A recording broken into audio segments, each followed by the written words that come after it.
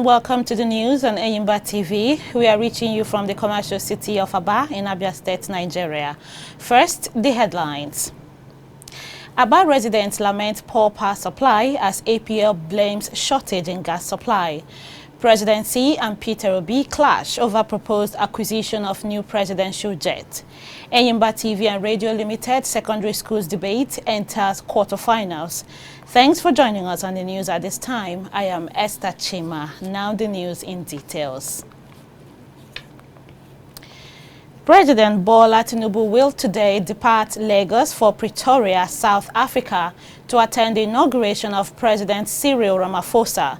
This was disclosed in a statement by the Special Advisor to President Buhari on Media and Publicity, Ajuri Ngelale. He said President Tinubu will return to Nigeria after the ceremony. The inauguration of President Ramaphosa follows his re-election as president for a second term. Ramaphosa was re-elected for a second term on Friday after his humbled ANC cobbled together an unprecedented coalition government. Labour Party presidential flag bearer Peter Obi is faulting the federal government for contemplating adding new aircraft to the existing presidential fleet. The former Anambra governor disclosed on his X handle that it is rather unfortunate that at a time when the country was making headlines over the economic crisis occasioned by hyperinflation, a falling currency and a widespread poverty, the federal government is contemplating securing new presidential jets. Obi described the move as unaccepted and a clear show of insensitivity to the suffering of the Nigerian people. But the presidency, in a swift reaction, described Obi's comment as insensitive, wondering if he would rather have the life of the president jeopardized by flying 40 aircraft. The special advisor to the president, Bola Tinubu on Information and Strategy, Bayo Onanuga, said Peter Obi wants president to continue moving around in a rickety plane. Minister of Aviation Festus Keyamo has revealed plans by the United Arab Emirates government to lift the visa ban imposed on Nigerian travelers soon. Keyamo, during an interview with the senior special assistant to President Bola Tinubu, Otega Ogra, on the State House YouTube, noted that a resolution has been reached between President Bola Tinubu and UAE President Mohammed bin Zayed Al Nahyan during Tinubu's visit to the UAE in September 2023. According to him, although the UAE had initially listed additional processes to be met before the ban could be officially lifted, the Nigerian government has since completed all processes, paving the way for an imminent announcement from the UAE government. Chief of Army Staff Lieutenant General Tarid Lagbaja is assuring the wounded in action soldiers of continued support and commitment to ameliorate their condition. General Lagbaja made a pledge when he visited some wounded in action soldiers in the spirit of Eid Festival at the 44 Nigerian Army Reference Hospital in Kaduna State. The Army Chief explained that the aim of the visit was to give them a sense of belonging, especially at a time they can't be with their families. He vowed to ensure that those that put the soldiers in their present condition pay dearly, stressing that the selfless service of soldiers to the nation cannot be neglected. Youths in the 3 local government areas of the Kalabari ethnic group have occupied their council secretariat to demand the vacation of the council chairman from office. The local government areas are Degema, Asari Toru, and Akuku Toru. Some of the youths mobilized to block the entrance to the council complexes and requested traders within the premises to leave. Meanwhile, a former Niger Delta agitator, Asari Dokubo, who is from the ethnic group, is advising the elected chairman of the 23 local government areas in River State to quietly leave office by midnight on Monday as their 3-year tenure expires. Asari stated this on the sidelines of a visit by the Muslim community to the governor, Siminalaye Fubara, at the government house in Port Harcourt. River State Commissioner of Police Olatunji Disu is assuring the people of the state that he and his men won't allow the crisis enveloping the local government areas to lead to a breakdown of law and order. CP Disu told journalists at the police headquarters in Port Harcourt that the police are aware of the situation at the different local government areas and expect the different political players to respect the appeal and cease hostilities pending the hearing and determination of their case. CP Disu warned that his men are equal to the task of securing the different council headquarters and won't tolerate any attempt to disturb the peace in the state. Meanwhile, the local government chairman of Emoha in River State, Chidi Lloyd, who has insisted that he won't leave office after the expiration of his tenure on June 17, has announced an empowerment scheme for residents of his local government area. Imo State Governor Hope Uzodinma has donated armored personnel carriers and other operational vehicles to the Imo State Police Command to effectively check and combat crimes and criminality in the state. The governor donated 32 operations vehicles and refurbished 11 armored personnel carriers in the command. Governor Uzodinma said that the essence of the vehicles is to enable the operatives to continue in their efforts towards the fight against crime and criminality and securing of lives and property in the state.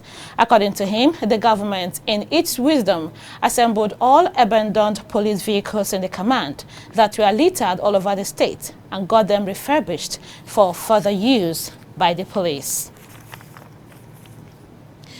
Abia State government is warning citizens against unhealthy hygiene following an alert from the Nigerian Center for Disease Control, NCDC, on the increasing incidence of cholera cases nationwide. The government, through the State Ministry of Health, in a statement, said a total of 109 suspected cases of cholera have been reported in the state from January to June 2024 across 6 local government areas.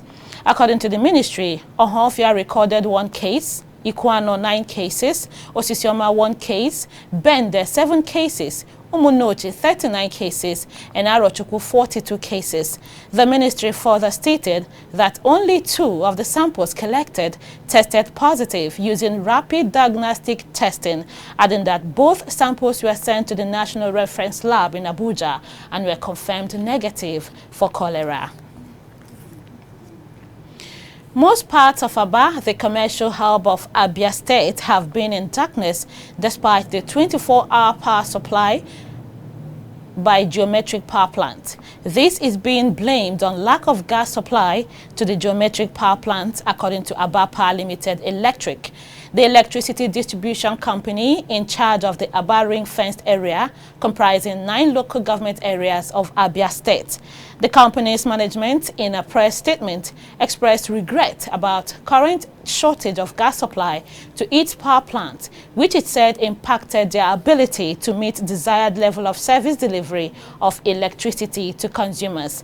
They, however, noted that its gas supplier had assured them that they were working hard to fix the problem within their facilities and would restore their gas supply as soon as possible. We don't normally have light too. As you can see, I'm sweating. You're not doing anything. You can see if customers come, sometimes they would like to enter the dryer. There will be no light. So that's why we are not working, in short. But we are paying our bills. Before the month runs out, now they will come and ask us for the bill and we will pay. But we're not seeing light. Then I'm living in Osisioma, where we call it a Kapara market, in Omokorobo village. Then that side, we don't even have light. Since 2 months now, we don't have light. And the light is affecting me. Even though when I want to sleep, I cannot sleep because of the light. Heat is disturbing me. For 3 weeks now, we have not had light. Sometimes to come, it will last 30 minutes. Sometimes late in the night. Even this morning, they have brought the light. It didn't last up to 10 minutes. We can stay a week, 2 weeks, we have not seen lights. And they normally collect that light, immediately we pay bill, you will not see lights again, till when they will come again and bring bill. The way the electric that is doing is not encouraging. The light is not coming as frequent as it should, and the pricing for the bills compared to the duration of lights having, it doesn't tally. West African Examinations Council has blacklisted some secondary schools in Abia State from taking part in the regional body examination over involvement in examination malpractice. Commissioner for Education Uche disclosed this during a press briefing in Omahia. Uche said that the state had just been informed by WAEC about the development. Although she did not reveal the affected schools, she noted that most of those affected are private schools. Some stakeholders of the All Progressives Congress in Abia State have petitioned President Bola Tinubu to express disappointment over his choice of nominees for appointments into the governing boards and councils of tertiary institutions. Among other things, the APC chieftains lamented that apart from a former Minister of State for Science and Technology, Chief Henry Iko, and ex-House of Representative aspirant Chijioke Ikpo, other nominees are members of the opposition People's Democratic Party and Labour Party. The petition was jointly signed by a former minority leader of Abia State House of Assembly, Chijioke Chukwu, the lawmaker representing Umuahia North constituency, and Datin Akaliro, ex-deputy minority leader of the State Assembly, Emeka Okorafor, among others. While saying they believe the inclusion of the names on the list was a typographic error, the aggrieved APC stakeholders emphasized that failure to address the matter would amount to defeating the essence of party loyalty and the hard work of committed members. On the contrary, Enyimba TV and Radio Limited Secondary Schools debate has entered quarterfinals with Victoria's Covenant High School and Prudence Montessori International School debating the topic, religious leaders should stay out of politics. The event showed analytical prowess from both schools as each tried to win a spot for the next stage. Our correspondent Esther Chema covered the debate and filed in this report.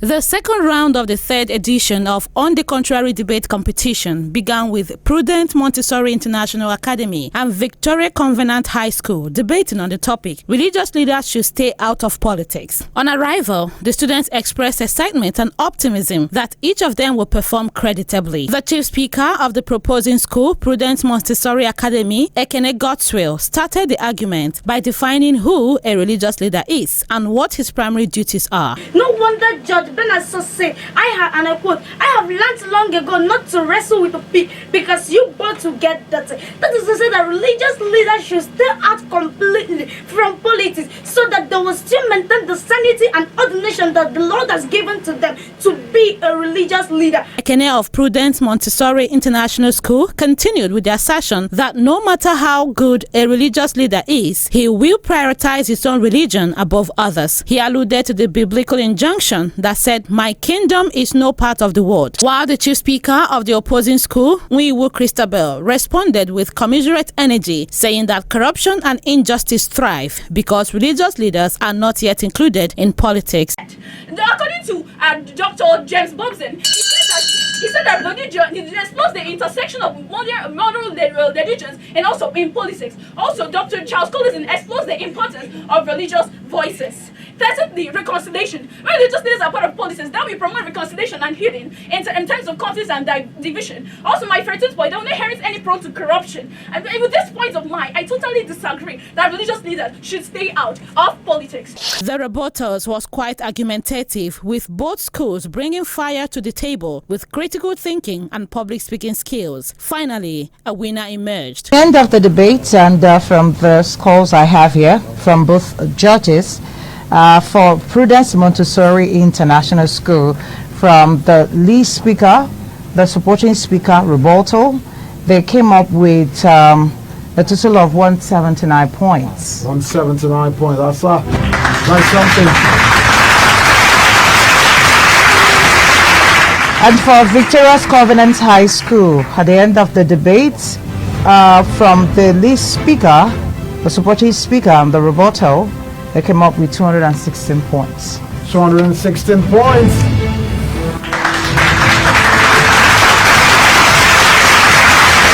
So what does this mean? That being said, it means that at the end of the debate today, Victorious Covenant High School are the winners of today's debate.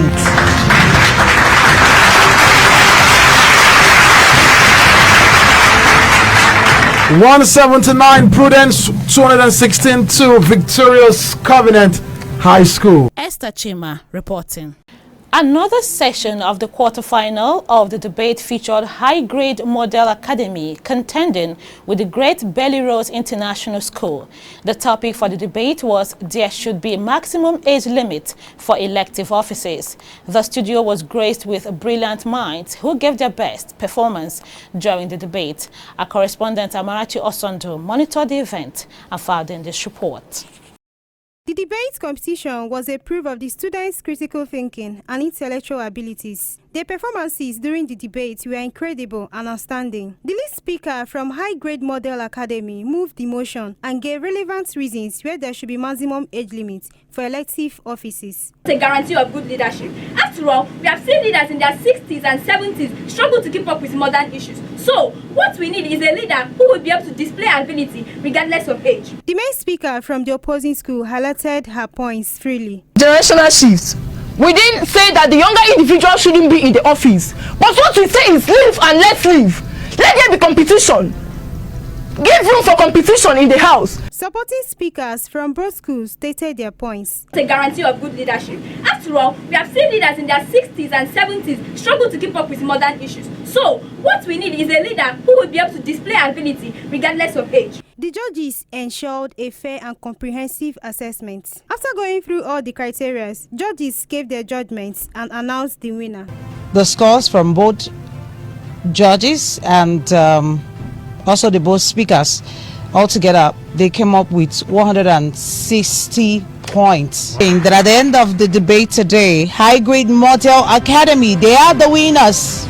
The competition saw enthusiastic participation from students, showcasing their eloquence, critical thinking, and persuasive skills. The event not only provided a platform for students to express their views on a pertinent issue, but also to encourage teamwork among students, help them build their confidence, and create an atmosphere where they can freely express themselves on issues rising in the society. Amarachi Osondo reporting.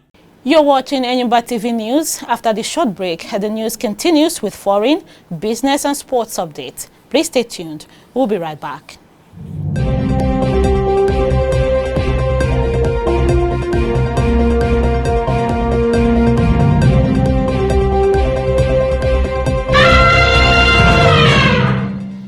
You're welcome back and thanks for staying tuned.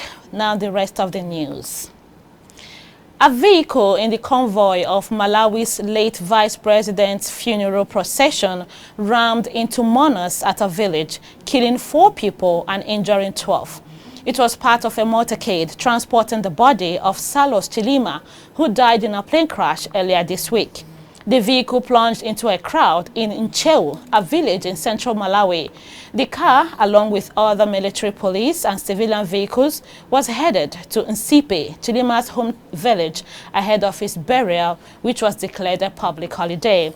Thousands of people had lined up in the streets to catch a glimpse of the vice president's coffin.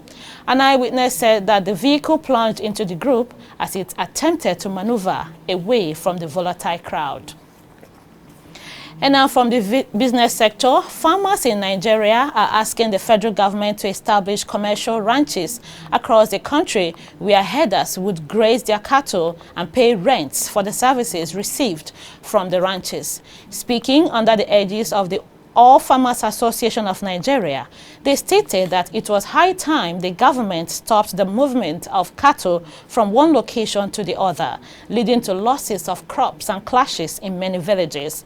They backed the move for a bill that would ban open grazing, stressing that this would not only tackle cases of farmers and herders clashes in various communities, but would lead to a drop in food prices. The Southwest Chairman Afan Femioke said the ranches would be commercialized and stated that this should be given speedy attention by the legislature and the executive arm of government.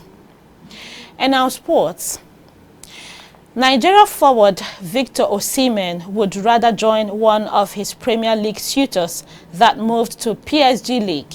As the 25-year-old is set to leave Napoli this summer, Arsenal and Chelsea have emerged as front-runners for his signature, and the former Lille striker is eagerly awaiting calls from the duo.